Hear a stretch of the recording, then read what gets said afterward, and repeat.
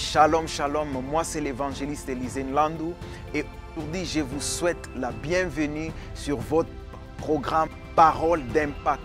Aujourd'hui le Seigneur m'a donné un message très puissant et partout où vous êtes, j'aimerais que vous soyez connectés, j'aimerais que vous soyez vraiment attentifs à cette parole car je crois que cette parole que Dieu m'a donné aujourd'hui, ça vous concerne et ça va transformer et impacter votre vie. Aujourd'hui, j'aimerais parler sur un sujet que j'appelle être une voix. Être une voix. J'aimerais que là où vous êtes de dire je veux être une voix. Et nous allons lire dans le livre de Luc chapitre 3 le verset 1. Et la Bible nous dit la 15e année du règne de Tibère César, lorsque Ponce Pilate était gouverneur de la Judée, Hérode, tétrarque de la Galilée, son frère Philippe, tétrarque de l'Ithurée et du territoire de la Trachonite, Lysanias, tétrarque de l'Abilène. Verset 2. Et du temps des souverains sacrificateurs, Anne et Caïphe, parole de Dieu fut adressée à Jean, fils de Zacharie, dans le désert. Bien-aimé dans le Seigneur, au jour des hommes renommés, au jour des rois, la Bible dit, au jour des personnes qui sortaient des familles riches, au jour des hommes bien éduqués, au jour des hommes qui maîtrisaient les langues, au jour des personnes qui avaient des relations avec des familles, au jour des hommes potentiels et capables, la Bible dit que la parole de Dieu est atterrie sur un homme dans le désert. Un homme non cultivé, un homme exclu de la société, un homme de qui il disait, de qui les gens disaient qu'il avait un démon, un homme qui mangeait des sauterelles. Écoutez-moi bien-aimé dans le Seigneur, lorsque la main de Dieu est sur toi, quand Dieu te choisit, Dieu te trouvera même quand tu es dans le désert. Dieu ne va pas consulter ta famille, Dieu ne va pas consulter ton passé afin de te choisir, afin de t'appeler, afin de t'amener quelque part. Alléluia. Quand la grâce de Dieu est sur toi, il te trouvera, peu importe où tu es. Et la Bible dit que la parole est atterrie sur Jean dans le désert. Il y avait plusieurs personnes qui étaient plus éloquentes que Jean.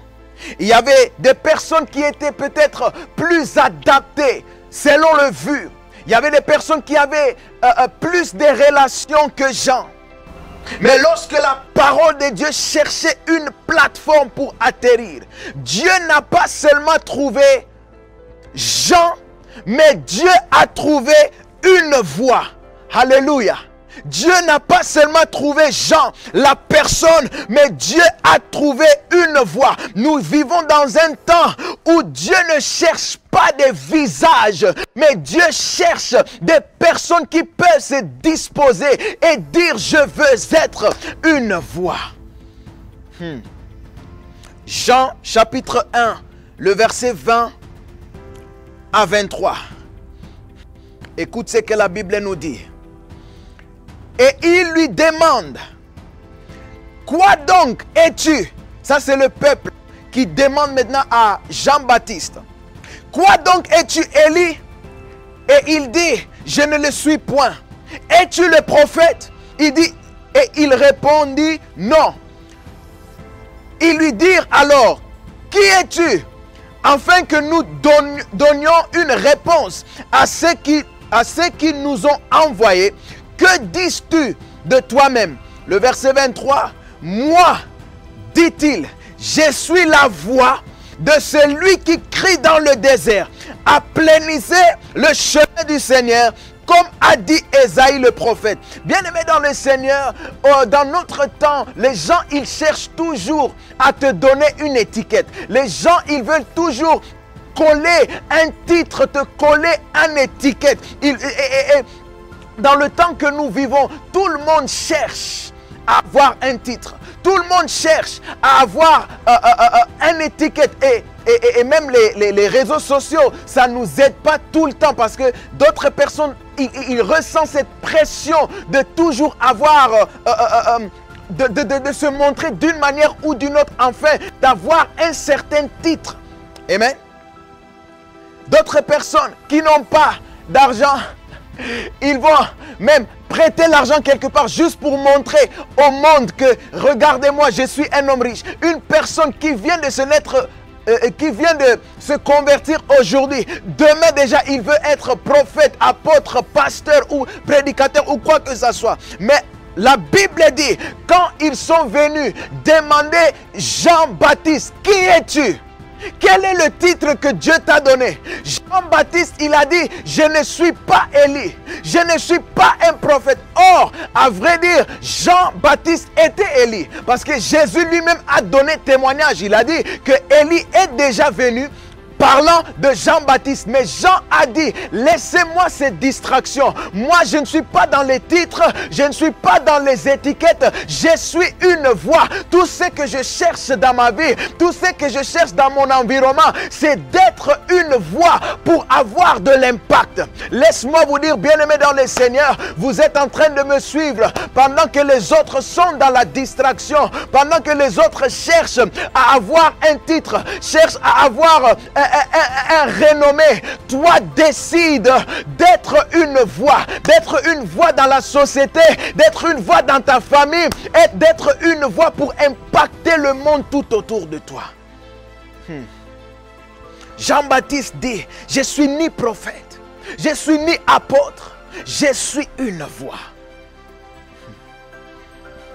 Que tu m'appelles pasteur ou pas, je suis une voix. Je veux impacter là où je suis. Parce que tu n'as pas besoin d'avoir un titre. Tu n'as pas besoin d'être appelé pasteur ou quoi que ce soit. Ou peu importe, pour avoir de l'impact. Tout ce que tu as besoin, c'est d'être une voix. Une voix, c'est un mystère. Une voix, c'est un mystère.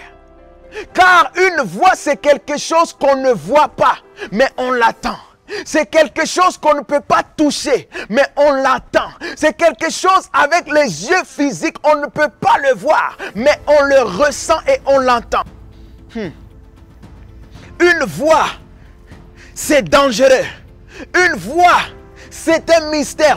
Paul, il dit, lorsqu'il était en prison avec Silas, il a dit, tu peux lier mes mains, mais tu ne pourras jamais lier la parole qui sort de ma bouche. Ça veut dire, tu peux me lier, tu peux essayer de m'arrêter, tu peux essayer de m'empêcher de faire quoi que ce soit.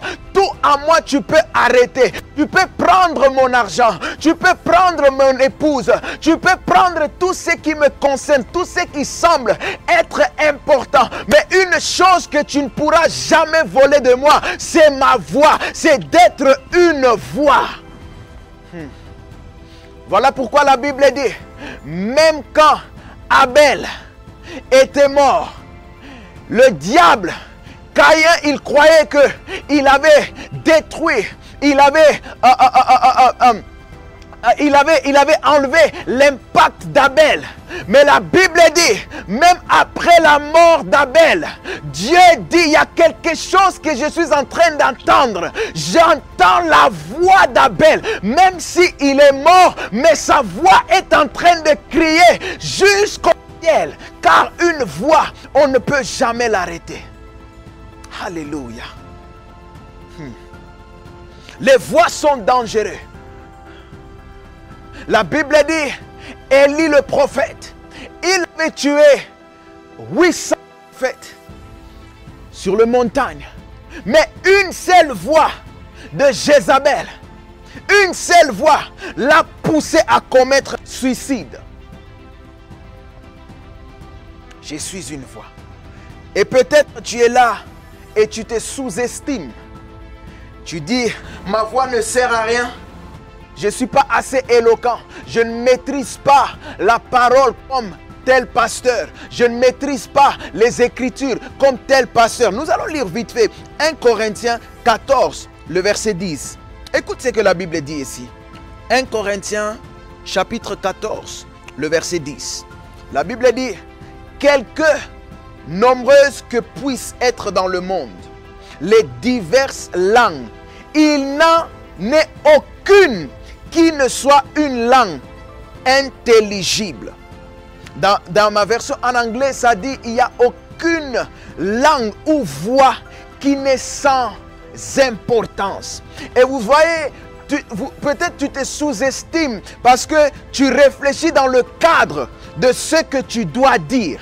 Voilà pourquoi tu te poses des questions, tu te dis peut-être que moi, je ne peux pas être une voix parce que je n'ai pas l'information qu'il faut pour impacter. Parce que tu réfléchis dans le cadre de ce que tu dois dire. Mais écoute ce que Jean-Baptiste a dit. Jean-Baptiste n'a pas dit j'ai une voix. Non, Jean-Baptiste n'a pas dit j'ai une voix. Jean-Baptiste a dit je suis une voix. Il y a une différence entre avoir une voix et être une voix. Vous voyez, avoir une voix, ça se limite dans ce que tu dis. Ça se limite de ton éloquence. Ça se limite de comment tu cadres ton message. Ça se limite peut-être de ton niveau des études. Mais être une voix, c'est tout ce qui te concerne. C'est tout ce que tu présentes. Écoutez, même sans parler, tu peux être une voix. Il y a un homme sage qui a dit une fois, évangélisez tout le temps. Et si c'est urgent, utilisez le voix. Il y a un homme qui s'appelle Steve Hawking. C'est un scientifique, peut-être l'un des scientifiques le plus prolifique.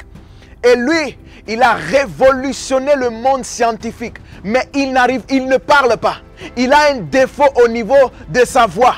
Il ne parle pas, mais malgré cela, il a révolutionné le monde scientifique. Donc ça veut dire, pas être une voix, ça n'a rien à voir avec ce que tu dis. Être une voix, c'est tout ce que vous êtes et tout ce que vous représentez. Alléluia. La Bible dit qu'il y avait 4 lépreux. Ils se sont décidés une fois, car il y avait la famine partout. Il y avait la famine dans le pays d'Israël. Et 4 lépreux, ils se sont décidés de rentrer dans le camp de l'ennemi. Ils étaient des lépreux. Ils étaient déjà rejetés de la société. Personne ne les calculait. Mais ils se sont décidés d'avoir de l'importance, de faire quelque chose qui va impacter toute leur génération. Et ils ont dit, on ne va pas rester dans cette famine. Nous allons rentrer. Si on meurt, on meurt. Si Dieu nous fait grâce, il nous fera grâce. Mais on décide d'y aller.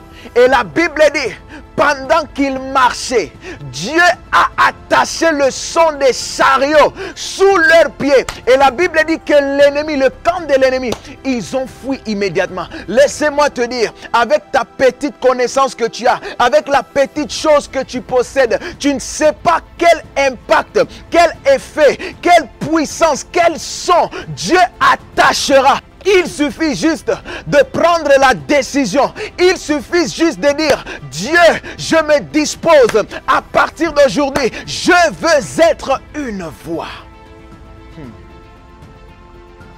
Et d'ailleurs, le monde n'attend pas les théologiens qui vont encore leur compliquer avec des paroles bizarres, avec des mots compliqués. Non, le monde est chaos.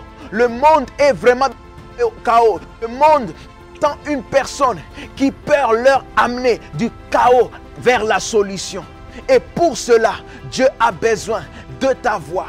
Dieu a besoin de une voix pour ta génération, une voix dans ta famille, une voix dans ton église, une voix parmi une génération difficile et compliquée. Écoute, la Bible dit que Jean-Baptiste était dans le désert, right? Physiquement, il était dans le désert. Mais le désert représente un endroit sec, un endroit d'opposition. Voilà pourquoi la Bible dit, Jésus dit, lorsque un mauvais esprit, il voit dans les lieux arides. Donc ça représente représente un endroit sec et un endroit d'opposition. Mais Jean-Baptiste avait décidé d'être une voix dans un endroit sec, être une voix dans un endroit d'opposition. Laisse-moi te dire, bien-aimé dans le Seigneur, peut-être là où tu te retrouves, il y a des oppositions. Peut-être là où tu es dans ta famille, c'est devenu un endroit sec, un endroit d'opposition. Peut-être à l'école, peut-être dans le lieu de travail, peut-être dans ton église, tu te retrouves dans un endroit sec. Mais Jean n'a pas dévié de son message. Il garderait le message en disant: préparez le chemin de l'Éternel. Laisse-moi te dire, là où tu es, sois la voix. Là où tu es, sois la voix. Et la Bible dit que tous les rois d'Israël, les grands rois d'Israël, ils ont quitté leur palais pour suivre Jean dans le désert. Quand tu es une voix, quand tu décides d'être une voix, ne te pose pas des questions que oh non, je n'ai pas de bonnes relations, oh non, je n'ai pas ça, je n'ai pas assez de ça. Non, non, non, non, non. Quand tu deviens une voix, Dieu va même envoyer des personnes renommées de quitter leur palais afin d'écouter ce que tu as à apporter. Alléluia. Soyez une voix. Et la Bible dit, j'aime ça, je vais terminer avec ça. Cette partie où la Bible nous dit que Jean-Baptiste, il mangeait du miel. Avec la petite connaissance que j'ai, je sais que lorsque les chantres, par exemple, ont des complications au niveau de leur voix, ce qu'ils mangent, c'est du miel. Afin de réparer leur voix. Voilà pourquoi Jean, il était obligé, parce qu'il était une voix, obligé de manger du miel, afin d'être consistant dans ce qu'il faisait, d'être consistant, d'être une voix. Alléluia. J'aimerais prier avec une personne qui me suit. Une personne, tu as entendu cette parole. Tu as entendu cette parole et tu te dis, j'ai vu ma vie. J'ai vu ma vie d'une manière qui m'a pas plu. J'ai vu une vie sans impact. Mais aujourd'hui, à travers de cette prédication, je veux être une voix. Aujourd'hui, à travers de cette prédication, ça m'a touché. Je veux avoir de l'impact. Je veux prier avec vous, là où vous êtes. Élevez juste vos mains et fermez les yeux. Seigneur, dans le nom puissant de Jésus, je prie pour mon frère, je prie pour ma sœur qui me suit. Cette personne a écouté la parole, cette personne a entendu et cette personne s'est décidée d'être une voix dans sa génération, une voix dans sa famille, une voix, Seigneur, dans l'église, une voix d'avoir impact. Seigneur, je prie, Seigneur de gloire, que tu puisses toucher cette personne dans le nom puissant de Jésus. Que tu puisses transformer la vie de cette personne dans le nom puissant de Jésus. Seigneur, je décrète et je déclare pour la personne qui me suit, pour mon frère, pour ma sœur, qu'il ne soit jamais, plus jamais pareil dans le nom puissant de Jésus. Que cette onction, Seigneur, je crois qu'en esprit, il n'y a pas de distance là où cette personne est. Que cette onction qui est sur moi, que ça puisse toucher cette personne dans le nom puissant de Jésus-Christ de Nazareth.